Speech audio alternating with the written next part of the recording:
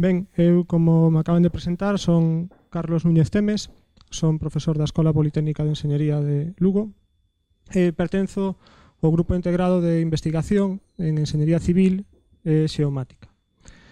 O que imos a falar nestes 10 minutiños é que podemos facer coas cinzas das centrais térmicas. Dentro dun proxecto de investigación, despois falaremos del, que se chama Cenicienta, ainda que debería ser Cincenta, non? Porque estamos en galego. Para comezar, vou facer unha breve introducción, unha presentación de que tipos de cinzas e que factores interveñen no proceso, nas materias primas que nos imos a traballar. Dúas fotos, a central térmica de Meirama, de tipo convencional, produción de enerxía, quecendo auga e xerando vapor que atravesa as turbinas. E a central térmica das Pontes, que é lixeramente diferente, convencional e de ciclo combinado, que agora veremos.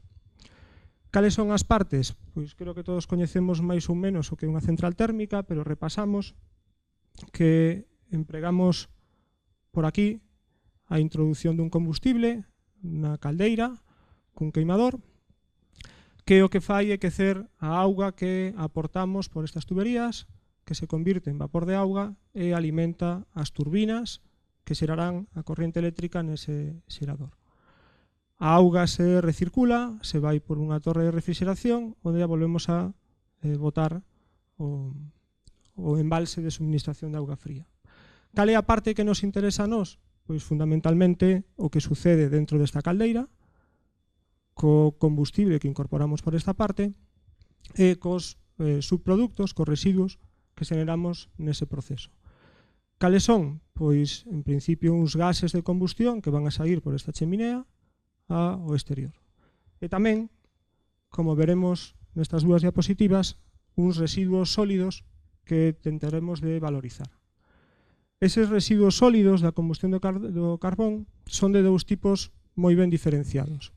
No primeiro caso, se trata de cinzas voantes, que é un material un po moi fino, que ascende pola torre de refrigeración cos gases de combustión e que sairían ao exterior se non tivésemos uns filtros electrostáticos que os detivesen nese punto.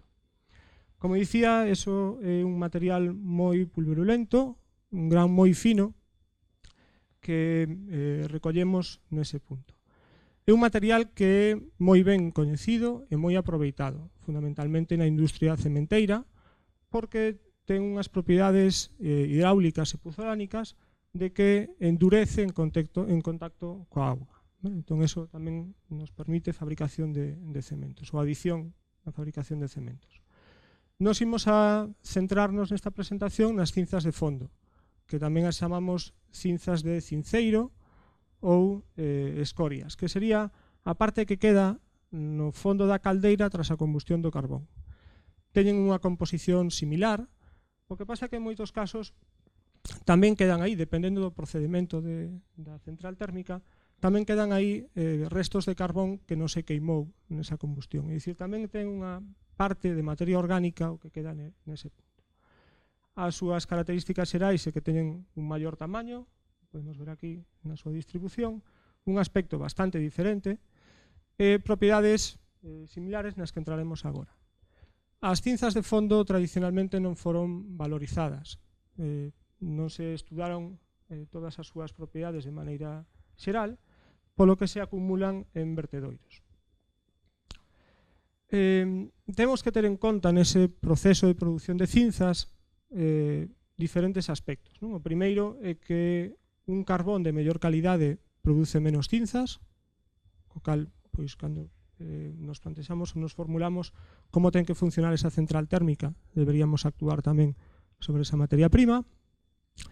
Tamén que os avances tecnolóxicos das centrais reducen esa produción, en moitos casos o que se fai é volver a circular estas cinzas de fondo dentro da caldeira, e tamén que o residuo desas cinzas de fondo tamén son outro tipo de materiais. Aquí vemos unha distribución dos residuos xerados, as cinzas voantes, que son casi o 65% do que producimos, as cinzas de fondo, e outra serie de materiais, sexo, produtos de sulfuración seca, cinzas, etc., que tamén nos van a contaminar probablemente ese residuo que nos teremos. E tamén destacar que a tendencia vai cara a unha maior valorización destas cinzas de fondo. Cada vez imos a producir menos e cada vez imos a valorizalas máis. Cal é a problemática primeira que nos encontramos cas cinzas de fondo? É que as súas características son moi variables. Variables porque dependen do material de partida, do tipo de carbón, depende do proceso de combustión, das características da central, e tamén pois, de como procesamos ese residuo para copialo. Como dicía antes, tamaños un pouco máis altos que noutro caso, dun centímetro de diámetro, presentan unha forma angulosa, textura rugosa e porosa, o cal a priori é malo, porque nos vai a dar unha absorción de auga moito máis elevada. E tamén teñen a característica de que a densidade é moito máis baixa que nos outros casos. Esa densidade baixa pode ser un aspecto favorable para que nos produtos que hagamos despois teñamos menos peso, menos carga sobre as estructuras. A composición, fundamentalmente óxidos de silicio, aluminio, tamén hai minerais, tamén presencia de cal ou de magnesia. Cando queremos traballar con estas cinzas de fondo, temos que facer unha moenda previa, quedarnos coa fracción fina, que é a máis relevante, e cando a empregamos en morteiros ou formigóns, vemos que dá unhas propiedades similares ás cinzas voantes. Tamén nos vai a dar comportamento hidráulico ou comportamento puzolánico, é dicir, tamén van a converterse en sólidos cando as mesturemos con auga.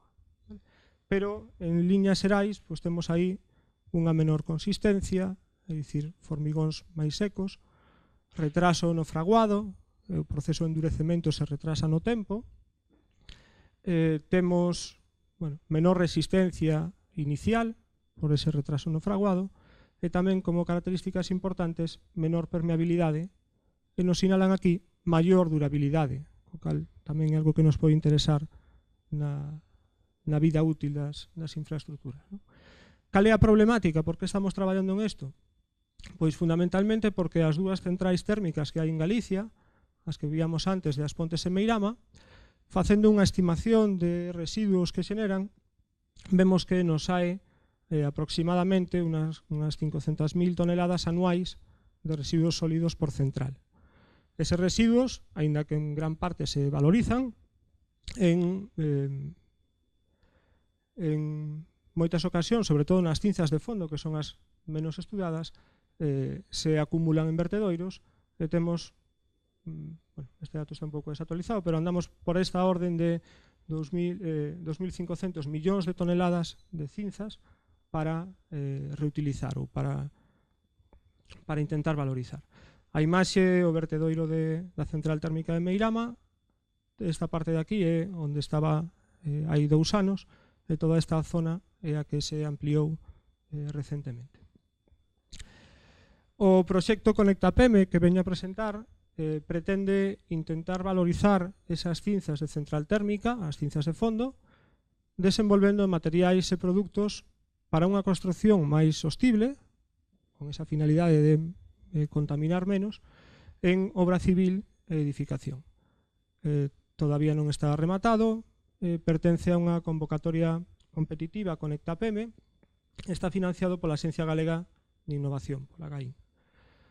O proxecto envolve a esas 4 empresas que vemos aquí á dereita, unha empresa de prefabricados de formigón que é a que lidera o proxecto, unha empresa constructora que é a que valorizará sobre todo a parte de estradas, unha consultoría de enxeñería que vai a orientar sobre todo no cálculo de ciclo de vida e pegada de carbono, e un laboratorio de control de materiais para realizar os ensaios de laboratorio. Tamén participan 2 grupos de investigación, o Grupo de Construcción da Universidade da Coruña e o Grupo de Enxeñería Civil e Xeomática que pertence á Universidade de Santiago de Compostela. Como dicía, os obxectivos é desenvolver eses produtos en materiais de alto valor engadido, os vemos nas seguintes diapositivas, fundamentalmente formigóns e morteiros de revestimento que empreguen esas cinzas de fondo sustituindo áridos naturais, ou elementos de formigón prefabricado que tamén incorporen este material que falábamos que ten menos densidade, porque esa menos densidade lle dá características de illamento térmico e acústico. Pode ser interesante ese aspecto. E a parte que está máis centrada no noso grupo de investigación, que sería a valorización destes produtos de cinzas de fondo en obras de estradas ou obras de terras. Fundamentalmente en recheos de terraplens, é dicir, cando nos facemos unha construcción con árido convencional para modificar ou para conseguir a rasante da nosa infraestructura, como estabilización e mellora de esplanadas, é dicir, un material que aporte algo de resistencia a ese árido natural, capas de base, subbase e mesturas bituminosas que xa corresponden coas capas superiores do firme, onde seguiremos empregando betún, pero podemos intentar gastar menos árido convencional. Como dicía, o grupo da Universidade da Coruña se vai encargar da parte de morteiros e formigóns, intentar sustituir áridos naturais por este produto ou este subproducto das centrais térmicas, intentando buscar ou deseñar dosificacións eficientes para os morteiros e tamén para eses formigóns de diferentes características. Tamén para, no deseño de elementos prefabricados, analizar as xeometrías máis aceitadas para potenciar o illamento térmico e acústico que conseguimos con este material. E a nosa parte, pois, se trata de analizar o comportamento xeotécnico ou mecánico deste material, o mesturamos con solos naturais en diferentes proporcións e analizamos as propiedades habituais que necesitamos en enxeñería civil para traballar con estes materiais de construcción. A granulometría, é dicir, a distribución de partículas, de tamaños de partículas que ten este material, a plasticidade, o comportamento que presenta cando lle cambiamos o contido de auga, a risidez, como reacciona frente ás cargas aplicadas, a compactación, como reducimos os ocos que quedan dentro dese material granular, capacidade de soporte, se deforma moito ou non cando lle aplicamos cargas de tráfico, por exemplo, permeabilidade, oposición ao paso da auga e resistencia ao corte, pois cando vai a romper este tipo de material. Bueno, aparecen por aquí algúns gráficos de ensaios do proxecto, non vou entrar en eles, simplemente ver unha serie de fotos de como é o aspecto dese solo tratado coas cinzas. Apreciamos aquí na foto pois unhas partes de coloración un pouco máis oscura, grisácea, que son as que corresponden coa parte tratada. Vemos nestas dúas fotos a diferencia entre as cinzas de Meirama e as cinzas das Pontes. Vedes que o aspecto é completamente diferente. Eso é polo que vos falaba antes, de que o proceso de fabricación ou de obtención deste produto é moi diferente. Coas cinzas das Pontes, vemos na diapositiva, pois aquí, como o aspecto final dese produto é bastante similar a un morteiro de cemento. Vemos que endurece, que ten unha pasta debido á absorción de auga e a reacción coa auga que ten. Esta foto é dun ensaio CBR, un ensaio de capacidade de soporte, onde vemos aquí como se comporta frente á carga concentrada que lle aplicamos.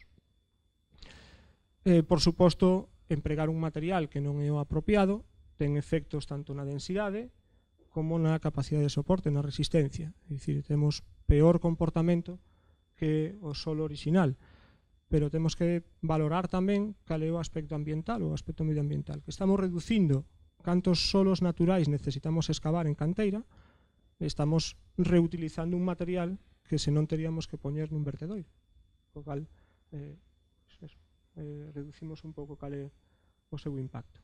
Vale, algunha outra cuestión que estamos tratando no proxecto e que sobre a que temos que analizar cal é o efecto desta sustitución, como se comportan cos cementos, cos resto de áridos, cos betumes, se realmente teñen suficiente durabilidade estas obras que estamos proxectando, e para eso, no vindeiro ano, que cando rematamos o proxecto, faremos un tramo de proba a escala real de aplicación destes materiais.